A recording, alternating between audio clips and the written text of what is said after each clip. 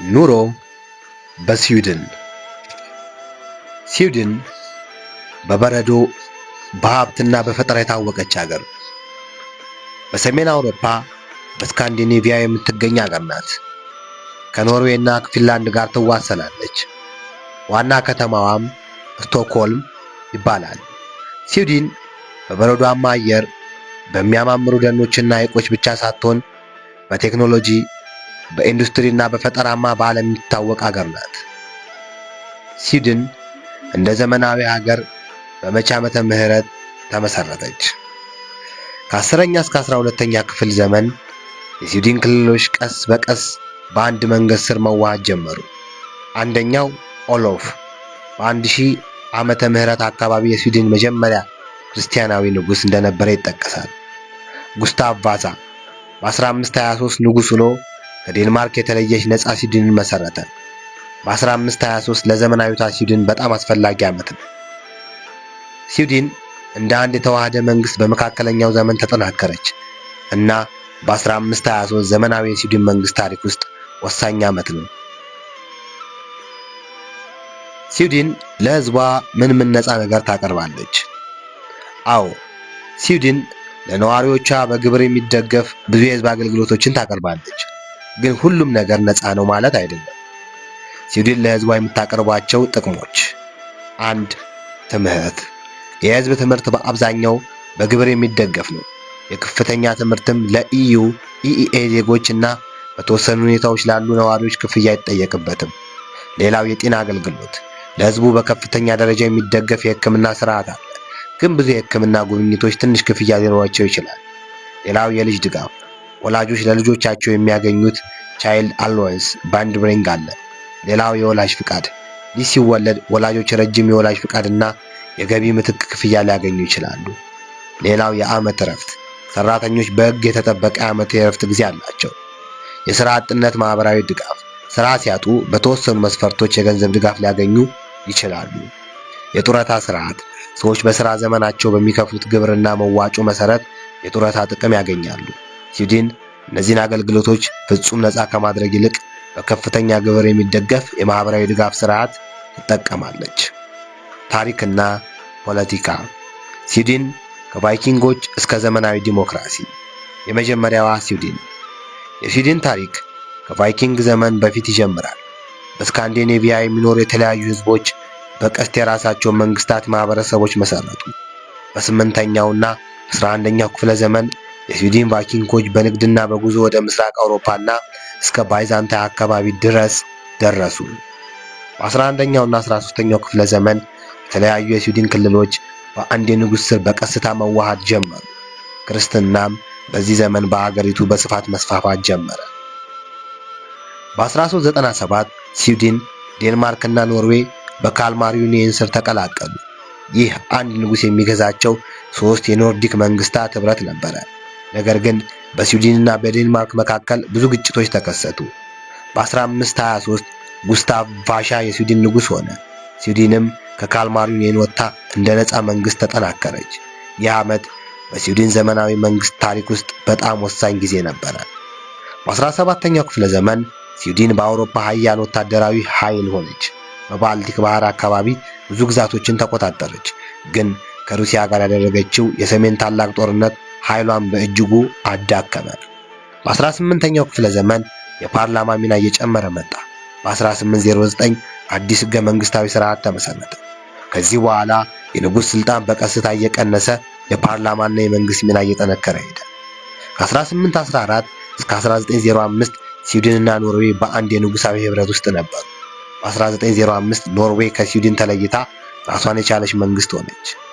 በ19ኛውና 20 ክፍለ ዘመን የሰራተኞች እንቅስቃሴ፣ የሴቶች የፖለቲካ መብትና የዲሞክራሲ ለውጦች ተጠናከሩ። በ1921 ሴቶች በስዊድን ብሔራዊ ምርጫ ላይ ለመጀመሪያ ጊዜ ድምጽ ሰጡ። በWWII ጊዜ ስዊድን በይፋ ገለልተኛ አቋም ያዘች። ይህ አቋሟ በጦርነቱ ወቅት ከሁለቱም ወገኖች ጋር ያላት ግንኙነት ምክንያት ብዙ ውይይት ያስነሳ ነበር። ከጦርነት በኋላ ስዊድን የኢንዱስትሪውን ኃይል በመጠቀም በፍጥነት አደገች። በ20ኛው ክፍለ ዘመን ስዊዲሽ ሶሻል ዲሞክራቲክ ፓርቲ በስዊድን ፖለቲካ ትልቅ ሚና ነበረው። የስዊድን ዌልፌር ስቴት የጤና፣ ትምህርት፣ የሰራተኛ መብትና የማህበራዊ ድጋፍ ስርዓት በዚህ ዘመን በጣም ተጠናከረ። ዛሬ ስዊድን ህገ መንግስታዊ ንጉሳዊ መንግስት ናት። ኮንሴንሽናል ሞናርቺ ናት። ንጉስ ካርል ኤክስቪያ ጋስፋ ነው፣ ግን የንጉስ ሚና በአብዛኛው ምሳሌያዊ ነው። እውነተኛው የፖለቲካ ስልጣን በሪክስዳግ ወይም ፓርላማና በመንግስት እጅ ነው። ስዊድን በ1995 የአውሮፓ ህብረት ኢዩ አባል ሆነች። በ2024 ደግሞ ኔቶ አባል ሆነች። ይህም ከረጅም ጊዜ የነበራትን የወታደራዊ አለመቀላቀል ፖሊሲ ላይ ታላቅ ለውጥ ነበረ። የሀገሪቷ የህዝብ ድህነትና ዝቅተኛ ህይወት። አዎ፣ ስዊድን በአጠቃላይ ከፍተኛ የኑሮ ደረጃ ቢኖራትም ድህነትና ዝቅተኛ የኑሮ ሁኔታ የሚያጋጥማቸው ሰዎች አሉ። በስዊድን የሚታዩ የድህነት ችግሮች: ከፍተኛ የኑሮ ወጪ፣ በተለይ በስቶክሆልም እና በሌሎች ትልልቅ ከተሞች የቤት ክራይ፣ ምግብና ሌሎች ወጪዎች ከፍተኛ ስለሆኑ ዝቅተኛ ገቢ ያላቸው ቤተሰቦች በጣም ሊቸገሩ ይችላሉ።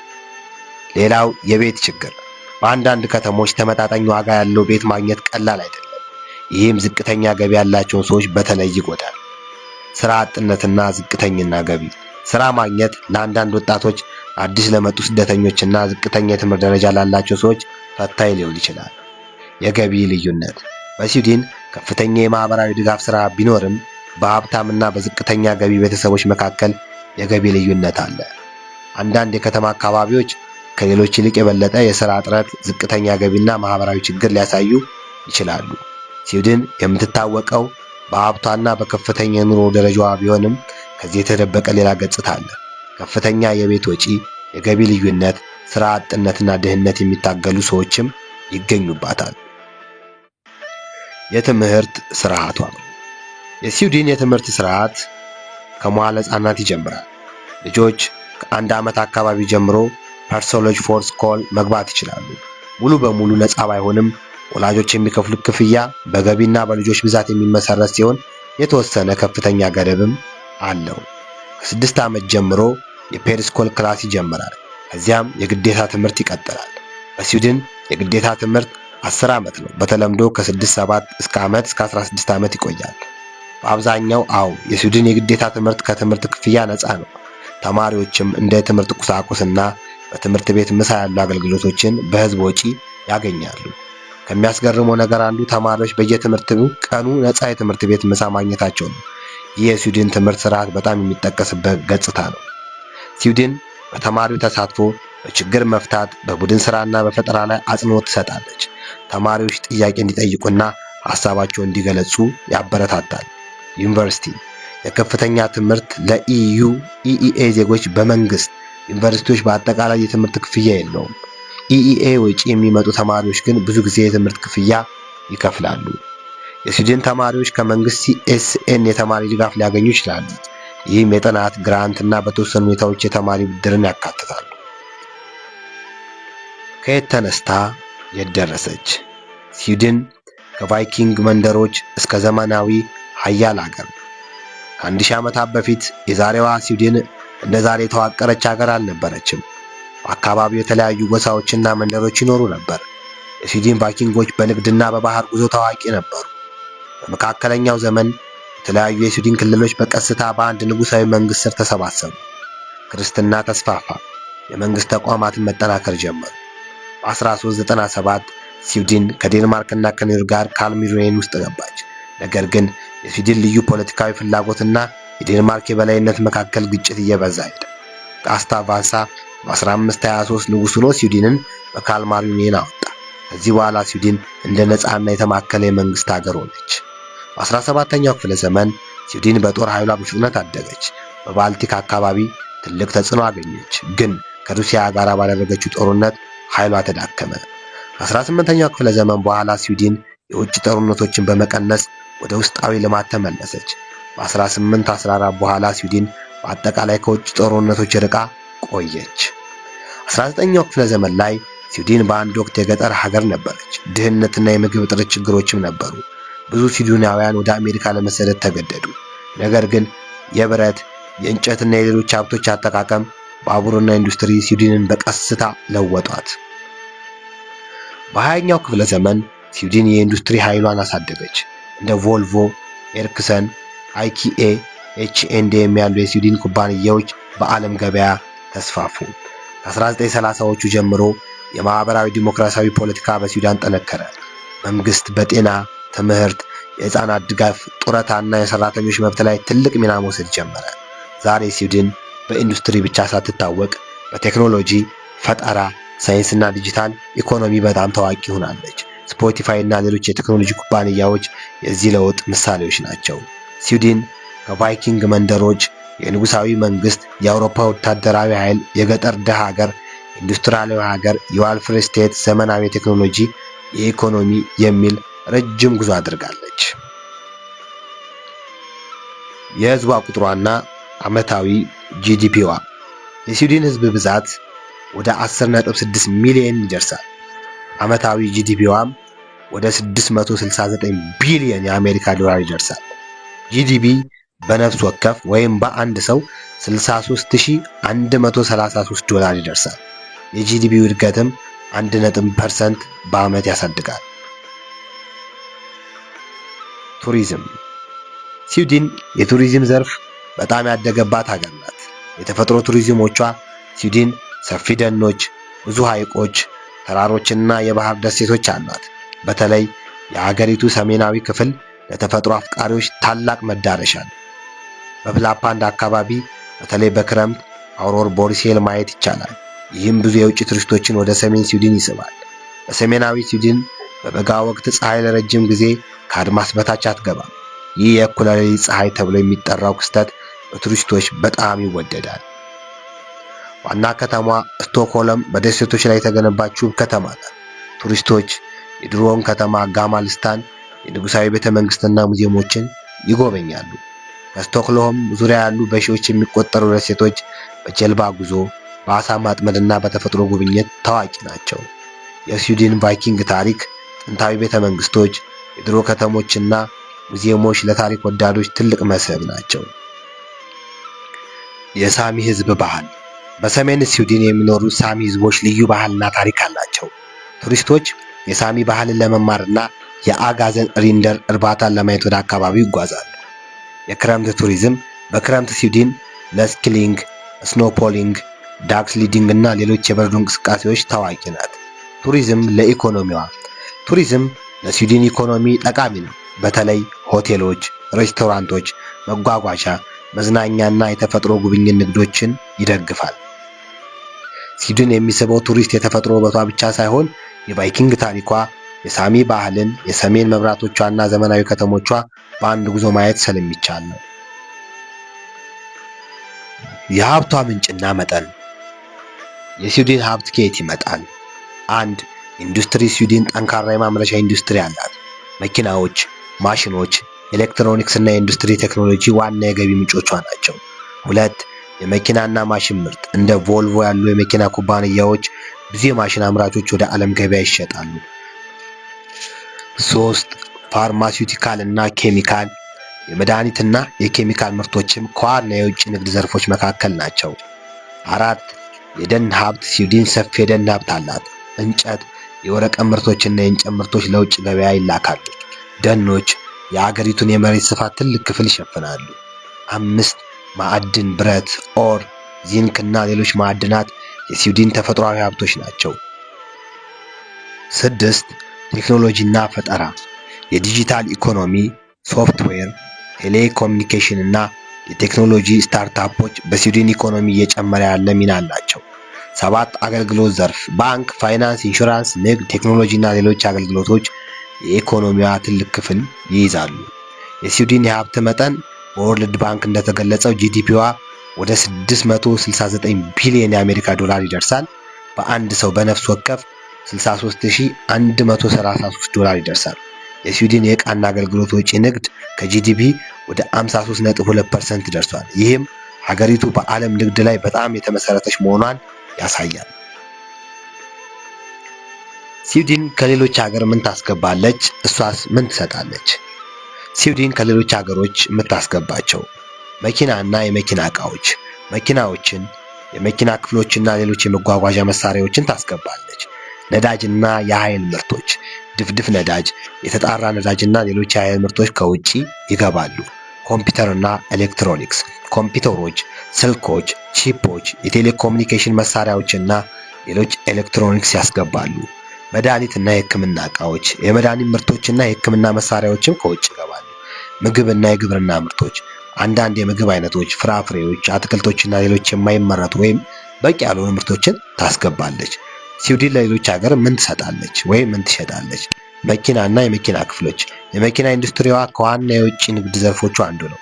ማሽኖችና የኢንዱስትሪ መሳሪያዎች፣ እጅግ የተራቀቁ ማሽኖች፣ የኢንዱስትሪ መሳሪያዎችና ቴክኖሎጂ ወደ ብዙ ሀገሮች ትልካለች።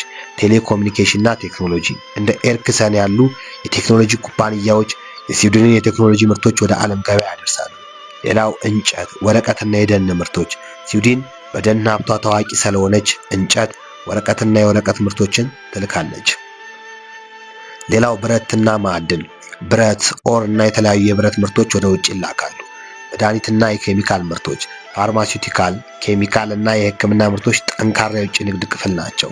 ዋና የንግድ አጋሮቿ በተለይ ጀርመን፣ ኖርዌይ፣ ዴንማርክ፣ ኔዘርላንድ፣ ፊንላንድ፣ አሜሪካ እና ቻይና ከስዊድን ጋር ትልቅ የንግድ ግንኙነት ያላቸው ሀገሮች ናቸው። መመቸት፣ አለመመቸት፣ ስዊድን ለመኖር የሚመችባቸውና የማትመችባቸው ነገሮች። ስዊድን የምትመችባቸው ነገሮች፣ የኑሮ ደረጃ ከፍተኛ ነው። የጤና፣ የትምህርት፣ ማህበራዊ ድጋፍ ጠንካራ ናቸው። የጤና አገልግሎት በመንግስት የሚደገፍና ለነዋሪዎቹ ተደራሽ የሆነ ስርዓት ነው። የግዴታ ትምህርት ነፃ ነው። ትምህርት ቤት፣ ምሳም፣ በአጠቃላይ ነገሩ ነፃ ነው። ለቤተሰብ ምቹ፣ የወላጅ ፍቃድና የልጆች ድጋፍም ጠንካራ ነው። የሰራተኛ መብት፣ የእረፍት ጊዜና ሌሎች የሰራተኛ ጥበቃዎች አሉ። ተፈጥሮ፣ ደኖች፣ ሐይቆች፣ ተራሮችና የተለያዩ የመዝናኛ ቦታዎች ብዙ ናቸው። የህግ ስርዓትና ተቋማት፣ ጠንካራ የህግና የመንግስት ተቋማት አላት። ስለዚህ በእነዚህ ነገሮች ትመቻለች። የማትመችባቸው ነገሮች፣ የኑሮ ወጪ ከፍተኛ ነው። በተለይ በስቶክሆልም ያሉ ትልልቅ ከተሞች የቤት ኪራይና የቤት ማግኘት ችግር በከተሞች ተመጣጣኝ ቤት ማግኘት ሊከብድ ይችላል። ረጅምና ብርዳማ ክረምት፣ በሰሜን አካባቢ ብርዱና ጨለማው ክረምት ለአዲስ ሰዎች ፈታኝ ሊሆን ይችላል። ቋንቋ፣ ብዙ ሰዎች እንግሊዝኛ ቢናገሩም ለረጅም ጊዜ ለመስራትና ለመኖር ስዊድንኛ መማር ትልቅ ጥቅም አለው። ከፍተኛ ግብር፣ ጠንካራ የማህበራዊ ድጋፍ ስርዓቷን ለመደገፍ ዜጎቿን፣ ነዋሪዎቿን ከፍተኛ ግብር ይከፍላሉ። በከፈሉት ግብርም መልሰው ይጠቀማሉ። ማህበራዊ ህይወት፣ ከአዲስ ሰዎች ጋር በፍጥነት ጓደኝነት መፍጠር ለአንዳንድ የውጭ ሀገር ሰዎች ፈታኝ ሊሆን ይችላል። ስዊድን ለመኖር በጣም ጥሩ የሆኑ ጎኖች አሏት፣ ግን ከፍተኛ የኑሮ ወጪ፣ ቀዝቃዛ ክረምት፣ ከፍተኛ ግብርና የቤት ችግር የሚያስቸግሩ ጎኖቿ ናቸው።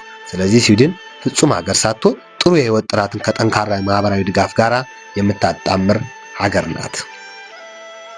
የስዊድን ባህል፣ ምግብ፣ መጠጥና ጭፈራ። የስዊድን ባህል በቀላልነት፣ እኩልነት፣ ተፈጥሮ መውደድና የቤተሰብ ጊዜ ላይ ያተኩራሉ። ፊካ በጣም ዝነኛ የስዊድን ባህል ነው። ሰዎች ቡናና ጣፋጭ ነገር እየተመገቡ ከጓደኞቿ ጋር፣ ከቤተሰብ ጋር ወይም ከስራ ባልደረቦቿ ጋር ጊዜ ያሳልፋሉ። አልሜኒ ስርዓት የሚባለው ሰዎች በተፈጥሮ አካባቢዎች ለመጓዝና ለመዝናናት ሰፊ መብት የሚሰጥ ባህላዊ መርህ። ታዋቂ የስዊድን ምግቦች። ይህ ምናልባት በዓለም የታወቀ የስዊድን ምግብ ነው። በብዙ ጊዜ ከድንች ክሬም ሶስ እና ሊንግሮይ ጋር ይቀርባል። ስዊዲሽ ሜታባላስ ይባላል። ሌላው ግራቫላክስ በጨው በስኳርና በዲል የተዘጋጀ የተጠበቀ ሳልሞን ነው። ካንዲል ቦራል የስዊድን ኪኒሞቦና ነው። በፊካ ጊዜ ከቡና ጋር በጣም ይወደዳል። ሌላው ሱርስቶርሚንግ በስዊድን በጣም ዝነኛ የሆነ የተፈላ ሄሪንግ አሳ ነው። እጅግ ጠንካራ ሽታ ስላለው ብዙ ሰዎች ከቤት ውጪም ይከፍቱታል። መጠጦች። ቡና በስዊድን የዕለት ተዕለት ባህል ትልቅ ቦታ አለው። ፊካ የሚባለው ባህልም ብዙ ጊዜ ቡናን ያካትታል። ዩልሞስት በተለይ በክሪስማስ ወቅት የሚጠጣ የስዊድን ለስላሳ መጠጥ ነው። ሊንጎቢሪ ድሪንክ ከሊንጎንብሪ የሚዘጋጅ መጠጥም ታዋቂ ነው። የስዊድን ጭፈራና ሙዚቃ። ሚንዱስመር በስዊድን ከታላላቅ ባህላዊ በዓላት አንዱ ነው። ሰዎች በሜፖላ ዙሪያ ይሰባሰባሉ፣ ይዘምራሉ፣ ይጨፍራሉ እና ባህላዊ ምግብ ይመገባሉ። ባህላዊ የስዊድን ጭፈራዎች እንደ ፖላስካ እና ሃምቦ ያሉ የፎልክ ዳንሶችን ያካትታሉ። ከዘመናዊ ሙዚቃ አንጻር ደግሞ ስዊድን ኤቢቢኤ በመሳሰሉ የዓለም ዝነኛ ሙዚቀኞችን በጣም ታዋቂ ናት። የህዝቡ ዋና ሃይማኖት። የስዊድን ህዝብ ዋና ሃይማኖት በታሪክና በዛሬው ጊዜ በጣም የተለያየ ነው። 1. ክርስትና በተለይ ሉተሪያን ፕሮቴስታንቲዝም በታሪክ ዋናው ሃይማኖት ነበረ። ቸርች ኦፍ ስዊድን በአገሪቱ ትልቅ የክርስቲያን ቤተክርስቲያን ናት። ከ2000 ዓመተ ምህረት ጀምሮ የስዊድን ቤተክርስቲያን ከመንግስት በመደበኛ መልኩ ተለይታለች። ስለዚህ ዛሬ ስዊድን ኦፊሻላዊ የመንግስት ሃይማኖት የላትም። ብዙ ሰዎች ከቸርች ኦፍ ስዊድን ጋር ተመዝግበው ቢኖሩም ብዙዎች በየቀኑ ሃይማኖታዊ ስርዓት የሚከተሉ አይደሉም። ሃይማኖት የሌላቸው የማይለዩ ሰዎችም ቁጥራቸው ከፍ ያለ ነው። እስልምና ደግሞ በጥቂቱም ቢሆን አለ። ቴክኖሎጂ፣ ወታደራዊ አቅም፣ ስለላና ሕክምና። የስዊድን ቴክኖሎጂ፣ የወታደራዊ አቅምና ስለላ ሕክምና። አንደኛ ቴክኖሎጂ። ስዊድን ከህዝቧ መጠን አንጻር በቴክኖሎጂና ፈጠራ በጣም የተራቀቀች ሀገር ናት። ኤርከሰን በቴሌኮሙኒኬሽን እና 5G ቴክኖሎጂ ዓለም አቀፍ ተዋናይና ታዋቂ ነው። ስፖቲፋይ በስዊድን የተመሰረተ የዲጂታል ሙዚቃ ኩባንያ። ቮልቮ በመኪናና የመጓጓዣ ቴክኖሎጂ የታወቀ። AI፣ ፊንቴጅ፣ ጌሚንግ እና የንጹህ ኃይል ቴክኖሎጂ በፍጥነት እያደጉ ናቸው። የወታደራዊ አቅም ስዊድን ትልቅ ህዝብ ወይም ግዙፍ ጦር ባይኖራትም በቴክኖሎጂ የተደገፈ ዘመናዊ ወታደራዊ አቅም አላት። ሳባ ጃስ 39 ግሪፓን የስዊድን ዋና የውጊያ አውሮፕላን። የባህር ኃይል እና የሰርጓጅ መርከብ አቅሟ በባልቲክ ባህር አካባቢ ለመከላከያ በጣም ጠቃሚ ነው። የአየር መከላከያ፣ ራዳር እና የኤሌክትሪክ ጦርነት ችሎታዎችም አሏት። ከ2024 ጀምሮ ስዊድን የኔቶ አባል ሆናለች። ይህም የመከላከያ ትብብሯን ከሌሎች የኔቶ ሀገሮች ጋር አጠናክሮላታል። ስለላና የደህንነት አቅም ስዊድን የራሷ የስለላ የደህንነት ተቋም አሏት። ሞስት ሚሊተሪ ኢንተለጀንስ ኤንድ ሴኩሪቲ ሰርቪስ በስዊድን ወታደራዊ ስለላ ደህንነት ዋና ተቋም አንዱ ነው። FRA ናሽናል ዲፌንስ ራዲዮ ኢስታብሊሽመንት ደግሞ የምልከታ የሬዲዮ ስለላና የሳይበር መረጃ ላይ ይሰራል።